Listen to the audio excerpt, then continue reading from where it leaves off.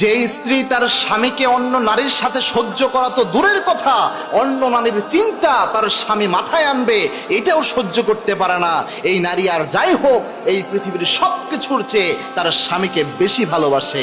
ভালোবাসা থেকে এই জিনিসটা আসে, অর্থাৎ তার স্বামীকে সে পৃথিবীর সবচেয়ে দামি সম্পদ মনে করে, যার কারণে স্বামীর সাথে অন্য কাউকে সে মেনে নিতে পারে না। সব কিছুতে সে ভাগ বসাতে পারে, কিন্তু স্বামীর ভালোবাসায় কাউকে সে ভাগ দিতে পারে না। মনে রাখবেন, বর্তমান সমাজে একটা মারাত্মক প্রবলেম হয়েছে যে অনেক ক্ষেত্রে পরকীয়ার সম্পর্কগুলো এত ব্যাপক আকার ধারণ করেছে, ম্যাক্সিমাম সমাজগুলো পরিবার ব্যবস্থায় এই জিনিসটা চলে আসতেছে। এই জিনিসটার অন্যতম কয়েকটা সাইড ইফেক্ট অনেকভাবে দেখা যায়। তবে একটা জিনিস মনে রাখবেন, আপনার স্ত্রী হয়তো আপনার পরকীয়ার সম্পর্ক সহ্য করতে পারে না, কোনো নারীর সাথে ভালোভাবে কথা বলেন, সামান্য জিনিসে আপনার স্ত্রী রেগে যাচ্ছে, এর অন্যতম কারণ হচ্ছে এই গোটা পৃথিবীর চেয়ে আপনার স্ত্রী আপনাকে বেশি ভালোবাসে, এবং এটা আল্লাহ প্রদত্ত ভালোবাসা।